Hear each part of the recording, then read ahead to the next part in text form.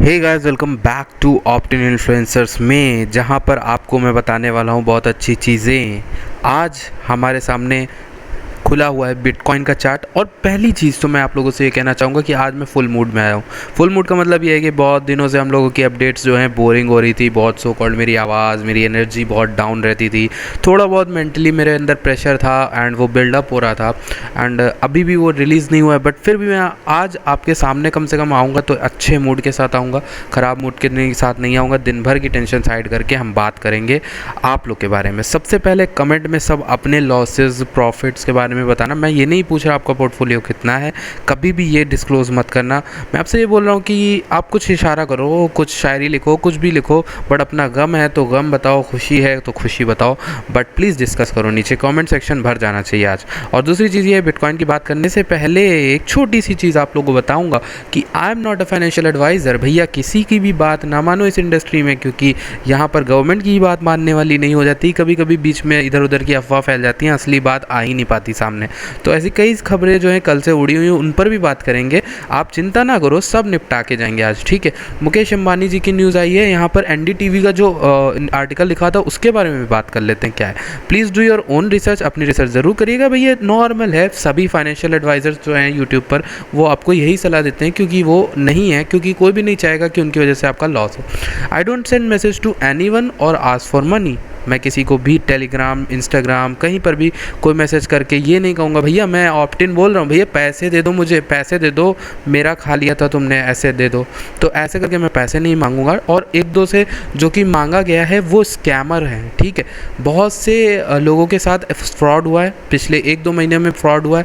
और एक फ्रॉड इतना बड़ा हुआ था कि जिसने मुझे मेंटली काफ़ी डिस्टर्ब कर दिया। उसके बाद से हमारे चैनल पर आप देखोगे कि बहुत सारा मेरा मतलब पूरा फोकस मैं इस पर डाल नहीं पा रहा हूँ, क्योंकि मुझे पीछे पड़ा हूँ मैं कि कैसे मैं पता करूँ कि जिसने स्कैम किया है उसको कैसे पकड़ा जा सकता है, ठीक है।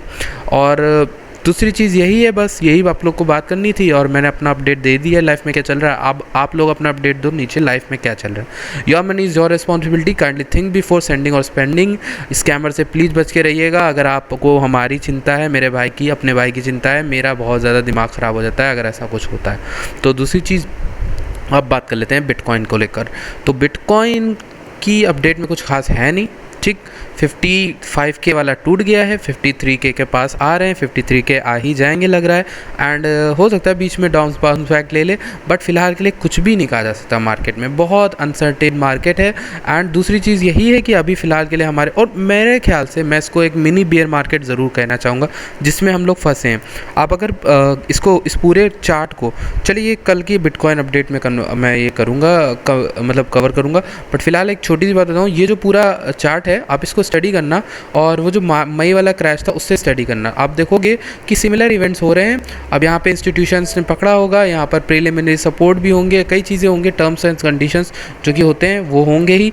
तो उनसे भी आप स्टडी करने की कोशिश करना, ठीक। वीक ऑफ साइकिल और वो सब। तो फिलहाल के लिए मुझे लगता है कि हम अभी इस बियर मार्केट के क्रैश में हैं, और मे बी हम यहाँ से थोड़ा बहुत नीचे और आएँ इस जगह तक 51,000 50,000 तक। एंड फिर हम यहाँ पर थोड़ा बहुत एक्यूमुलेशन चले और उसके बाद नॉर्मल मार्केट ऊपर जाए। एक और चीज़ मैं आपको बता देता हूँ, क्रिप्टो मार्केट का जो पूरा ओवरऑल मार्केट कैप है ना, जो बिटकॉइन का अकेला 1 ट्रिलियन है, ये 1 ट्रिलियन 10 से 15 ट्रिलियन आराम से जाएगा अगले 2-3 साल में। इसका मतलब समझ सकते हो आप, बिटकॉइन का प्राइस कितना ऊपर जाएगा। 100,000 200,000 300,000 कुछ भी आराम से जा सकता है इन तीनों में से, ठीक। और ये बिल्कुल भी मत घबराओ कि क्रिप्टो में अगर आप आए हो, मैं हमेशा से कहता हूँ कि लॉन्ग टर्म का सोचा करो। लॉन्ग टर्म में जो प्रॉफिट है वो यहाँ पर नहीं है, ठीक। और लॉन्ग टर्म में आपका क्या जा रहा है मतलब आप अपना ऐसा पैसा लगाओ ही ना जो आप खो दो तो आपको दिक्कत हो। आप इतना पैसा लगाओ कि आपको लॉन्ग टर्म में आप रोक भी सको, होल्ड भी कर सको, और आपको लॉस हो तो आपको दिक्कत भी ना हो, ठीक। लॉन्ग टर्म में आप इतना कमा के जाओगे जितना आप एक्सपेक्ट भी नहीं कर सकते, ठीक। यही चीज़ मैं आप लोग को समझाता हूँ, बार बार बताता हूँ, ठीक। मैंने यहाँ पर अब बात कर लेते हैं। हम सबसे पहले बात करेंगे क्रिप्टो करेंसी के वो इस एनडीटीवी के आर्टिकल के बारे में जिसमें 5 पॉइंट्स बोले गए हैं।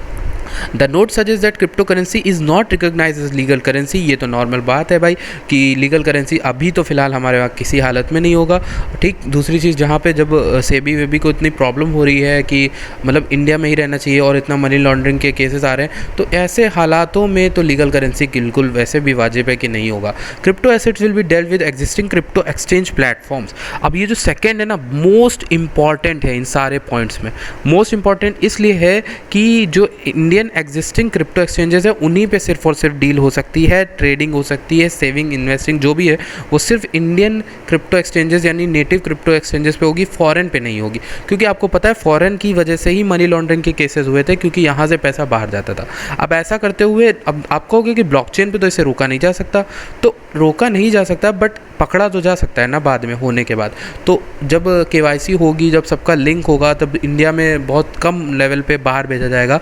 जब एक रूल बन जाएगा तो एक डर पैदा होगा, तो उस वजह से अब बाहर की ओर नहीं होगा, तो नॉर्मली जो गिने चुने होंगे उनको पकड़ना आसान हो जाएगा, ठीक।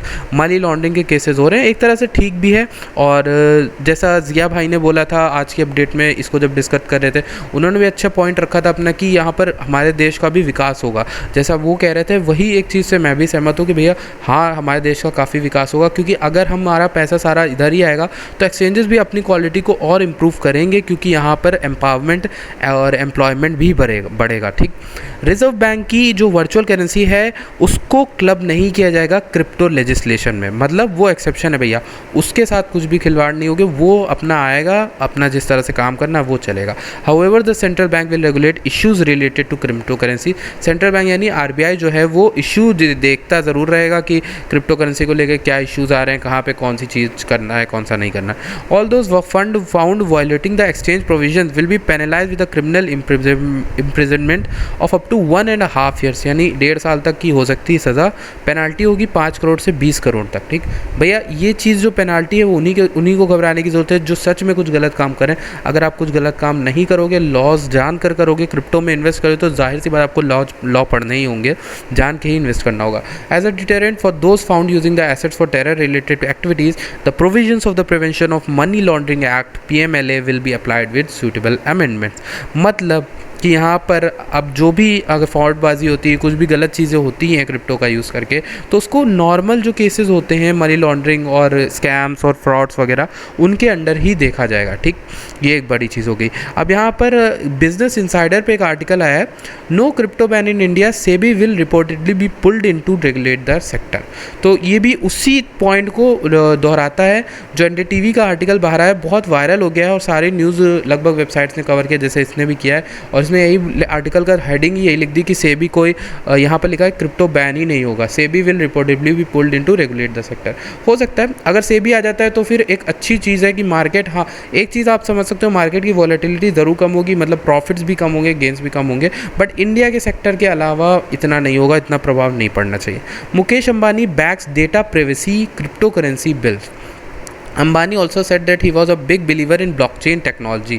मतलब अंबानी को एक तरह मैं आपको बता रहा हूँ, मुकेश अंबानी एक ऐसे हैं जिनको मैं विजनरी इंसान मानता हूँ, विजनरी हैं, और उन्होंने आज से बहुत पहले जियो फाइबर का काम स्टार्ट किया था और बहुत सारे इंटरनेट का लेकर जियो का लॉन्चिंग की। तो आप देखो कितना विजनरी आइडिया चाहिए, उसके पीछे कितना बड़ा दिमाग चाहिए, बहुत लंबी सोच चाहिए जब आप जियो जैसी नेटवर्क को फैला रहे हो इंडिया में, ठीक। तो उन्होंने बोला है कि वो बिग बिलीवर हमेशा से रहे हैं ब्लॉकचेन को लेकर, और प्राइवेसी को लेकर उन्होंने बैकिंग की कि प्राइवेसी बहुत ज़रूरी है, ठीक। We are on the verge of introducing data privacy bill and the crypto currency bill, I think we are on the right track, मतलब हम सही राह पर चल रहे हैं। तो एक तरह से वो भी सहमत हैं गवर्नमेंट के डिसीजन से कि अगर रेगुलेट करते हैं तो अच्छी बात है, रेगुलेट हो जाए।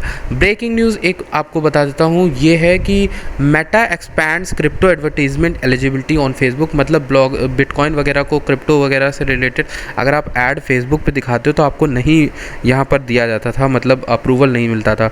लेकिन अब जो आपके जो एड्स हैं वो आप रन करा सकते हो। रन एड्स ऑन फेसबुक किस तरह के हो सकते हैं, क्रिप्टो करेंसी एक्सचेंजेस और ट्रेडिंग प्लेटफॉर्म्स के चल सकते हैं, जैसे बायबिट, वजीरेक्स, ये सब अपने ऐड रन कर सकते हैं। हालांकि मैंने वजीरेक्स का ऐड नहीं देखा है।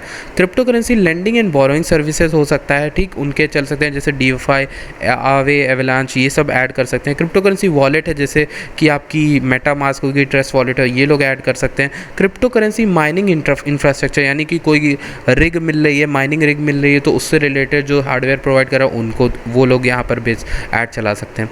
तो ये चीज़ें जो कर सकते हैं, ठीक। अब एक नेक्स्ट न्यूज़ जो है वो है कि स्क्वायर जो है वो रिब्रांड कर रहा है ब्लॉक बन के।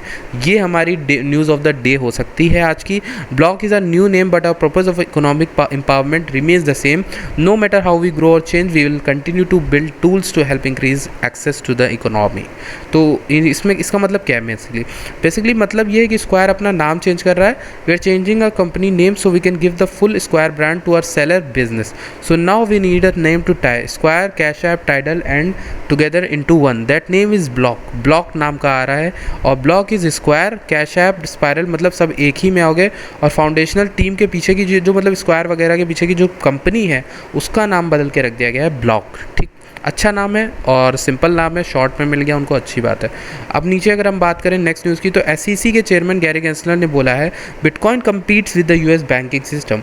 अब अगर गैरी गेंसलर ने ये साफ बोला है कि भैया बिटकॉइन कंपटीशन दे रहा, तो कंपटीशन देना ही उसको मतलब कंपटीशन के लायक ही समझना बहुत बड़ी बात हो जाती है। और हालांकि जब ये बात आ रही हो चेयरमैन से, USA के चेयरमैन, SEC के चेयरमैन से अगर ये बात आ रही हो कि bitcoin is a tough competitor of the US financial system, तो इसका मतलब यही है कि भैया हाँ एक मजबूत टक्कर वाला जो है यहाँ पर टेक्नोलॉजी है और हो सकता है दिक्कत हो, तो मतलब हो सकता है यहाँ पर दिक्कत कर सकता है बिटकॉइन नॉर्मल फाइनेंशियल मार्केट्स को। और नवंबर 29 एसेट मैनेजर ग्रेस्केल इन्वेस्टमेंट ने सेंड किया था लेटर को SEC को कि भैया आप ETF क्यों नहीं अप्रूव कर रहे हो।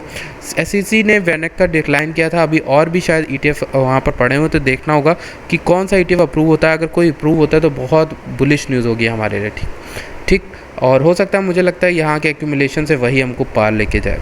तो that's it for today guys, thank you so much for watching. Remember कि आपको नीचे कमेंट में अपने हालचाल बताना है, अपने होल्डिंग्स का प्रॉफिट लॉस बताना है, एंड कुछ भी बेसिकली आपको अपनी राय रखनी है, बट कमेंट ज़रूर करना, ठीक। कमेंट करके जाना, वीडियो लाइक करना। मैं मिलता हूँ आपसे नेक्स्ट वीडियो में। Thank you so much for watching this video.